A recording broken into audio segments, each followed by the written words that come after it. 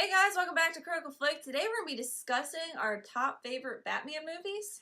Yeah, and we wanted to focus mainly on the standalone-ish Batman film, so we won't be including Suicide Squad, Batman v Superman, or Justice League. It's going to be mainly focusing on the Christopher Nolan trilogy, the Tim Burton movies, and some other movies that we won't talk about. But we're gonna do this right now. So we thought about this concept after seeing Batman 1989. They actually re-release or are re-releasing all the first four Batmans: Batman 1989, Batman Returns, Batman Forever, and Batman and Robin. And Batman 1989 is the one that sparks everything. Yeah, because I mean, it's the 30th anniversary. We thought it would be cool to do this video because we love superhero movies and we specifically really love Batman. Yeah. All right, so there's 7 films we're going to be ranking, so let's start off with number 7. So at the very bottom for me, it's going to be Batman and Robin. It is such a goofy film. I remember liking it as a kid because basically it appealed to me, and that's what the whole movie was. That was the point. The point. Sell toys. Sell toys. So, I mean, George Clooney as Batman is just so flat. He's just basically George Clooney in a Batman costume. And Chris O'Donnell's in there. I mean, it's just goofy. That's some gymnastics. Yeah. Arnold Schwarzenegger is Mr. Freeze, and he's just Pun City. So my number 7 is also obviously Batman and Robin. It's just such a campy movie. It's so stupid. Like, the movie is so... I hope that it's self-aware, that it's so stupid. It has to be. And that's the one thing that makes it almost slightly entertaining, but it's just so bad it can't be higher than these other films. But yeah, Arnold Schwarzenegger's ice puns and just everything about this movie, Poison Ivy, the rubber lips, everything is so stupid. So yeah, sadly, it has to be the last on the list. Don't forget your American Express card. That's never leave home without it. Yeah. At number 6, I have Batman Forever. This is the one starring Val Kilmer. And we are also introduced with Robin. This is the first movie Chris O'Donnell is introduced in. And I just not a fan of it. I really enjoyed Michael Keaton as Batman. And once he left, you have Val Kilmer filling in his shoes. And he's a very, I don't know, just like a non-character to me. Yeah, I have to say, I thought that Jim Carrey's Riddler was an interesting part of this film. That's probably my favorite part of the movie. I do think that Val Kilmer's Batman, for my money, I think he's the worst Batman. I think he's almost worse than George Clooney. Now, George Clooney's not playing Batman, clearly, in the movie. He's playing George Clooney. But George Clooney is a better Batman than Val Kilmer as Batman, in my opinion. So is this your number 6? Yes, it's not number 6. Because it's a better movie. Jim Carrey's Riddler is a better addition to this than anything that was in Batman. And I find Chris O'Donnell like terrible in it at all. It just gets worse. Yeah, it just gets really bad. So my number 5 is Batman Returns. We have Tim Burton and Michael Keaton coming back. I think Michael Keaton is an excellent Batman. I just think the story gets so ridiculously goofy when you have the addition of the Penguin, especially Danny DeVito's Penguin.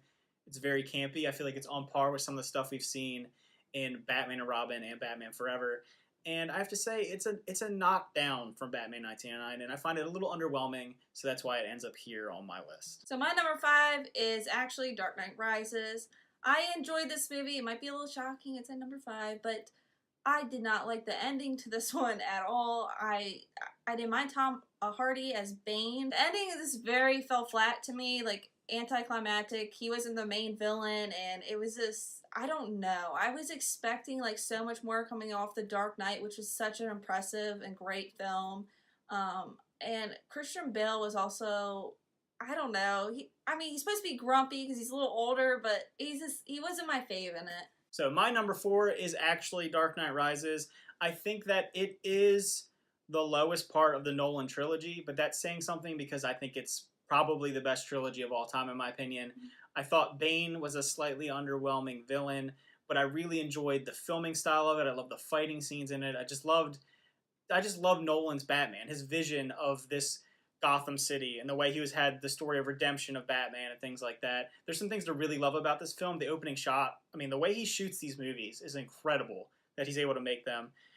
It's not my favorite, but I still think it's pretty good. So my number 4 is going to be Batman Returns. It returns from Batman 1989 with Michael Keaton. I really love Michael Keaton as Batman and Bruce Wayne. It's no secret. I really like him. The movie takes a very dark turn. Tim Burton takes over the whole movie. It's his movie. It's a very interesting story. I really like Catwoman in the movie, where Dark Knight Rises, I feel like they did an okay job. I really like Catwoman in the Batman Returns movie. It's slightly better. Her story's a little more twisted and dark, and I really like that, and how they play off Michael Keaton and Michelle Pfeiffer. As you can probably see in Dark Knight Rises, they have a couple similar scenes, very similar, so that's why it's at my number 4. So my number 3 is actually Batman Begins. It's the beginning of the Dark Knight trilogy. We get a really satisfying beginning to where Bruce Wayne comes from, how Batman's created, how he decides to become Batman. Sets up a lot of stuff actually for a little later in the trilogy. I think this was one of the best true to Batman adaptations that we've ever seen, regardless of film, animation, anything like that. I just think it's a really good movie. I think Nolan, this is where he cut his chops, as being this guy is going places in Hollywood. My number 3 as well is Batman Begins. I really enjoyed this one. It was actually I feel like it was kind of like a sleeper. Like, it didn't People forgot about it. Yeah, people picked up on it later, like, oh, this is a good Batman movie. I really think Christian Bale's the best as Batman and as Bruce Wayne in the first one. The other 2 movies, he's there and he's Batman and he's cool, but like, he really plays the character more, and I really like that. And I think it's a great way how he started off the trilogy. It really introduced Gotham City, what he was envisioning, and I mean, Christopher Nolan, he's a legend. So, and I always forgot to say, Cillian Murphy is actually really good as Scarecrow. Yeah, he's a great villain. He's like an actor that people forget. He's like really good. Yeah. He did a really good job in that film. So my number 2 is actually Batman 1989. It is like the OG original Batman movie that I consider. I know Adam West had a film before, but this is like where it started. This is our first foray into it. Michael Keaton's great. Jack Nicholson's great. Just a really good Batman movie. My number 2 is going to be The Dark Knight. I know, shocking. I love The Dark Knight. Don't get it twisted. I love it. Heath Ledger is amazing as the Joker. But to me, I basically feel like it's a villain movie, and it really heavily focuses on the Joker and his character, and Batman's kind of in the foreground, which is fine, but as a movie as a whole, I mean, it's a great movie. It is one of my top movies out there. Christopher Nolan kills it on this movie. Just absolutely kills it. So, as you can guess, my number 1, like pretty much everyone else in the world other than Noelle, is The Dark Knight. This movie is a masterpiece. This movie is one of the best movies of all time. For my money, it's still the best superhero movie of all time. Loved it. It cemented Nolan as like a staple and just a behemoth in the industry. So well shot. Ledger's performance is probably the best performance in any superhero movie. One of the best supporting performances of all time. Just excellent. There's not a lot I can say negative about the movie. The only real slight negative I could force myself to come up with is the Harvey Dent twist ending with Two-Face. It does feel tacked on, and I feel like this movie did suffer because of the passing of Heath Ledger, and we might have gotten an even more incredible movie, but still just so good. Everything about it, the choreography, the cinematography, the acting, the costuming, the props, everything. It's a perfect Batman movie, in my opinion. Now, my favorite movie, number 1, is Batman 1989. Of all the Batman series, just saw it in the theaters. It still stands up for me. Michael Keaton is great as Bruce Wayne in Batman. He is the character. And at that time, that was such a shocking choice for Tim Burton to choose Michael Keaton. He was known as a comedy actor. And Jack Nicholson as a Joker, yes, amazing as well. Heath Ledger's more realism, and Jack Nicholson's Joker is more, I expect, like comics, cartoon version, and they're both different, but they're both great in their own like set of ways.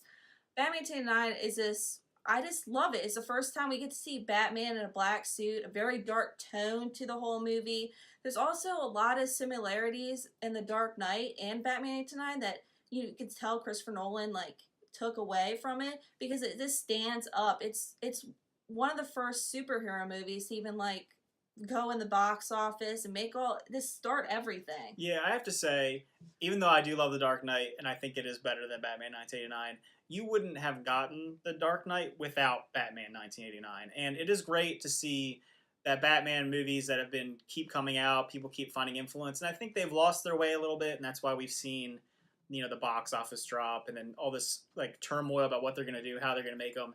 Because the reason why that's so hard is because you do have some amazing movies that have already been made, and you have to live up to the original Batman. You have to live up to The Dark Knight, and I'm hoping they can pull it off. But yeah, that's our ranking. Thanks for watching. Remember to like and subscribe, and let us know what is your ranking for Batman movies. If you want to throw in all the other stuff, Suicide Squad, Batman v Superman, Justice League, Adam West, put it down below. We just didn't want to make a 40-minute video. So thanks for watching, guys. Bye. See you next time.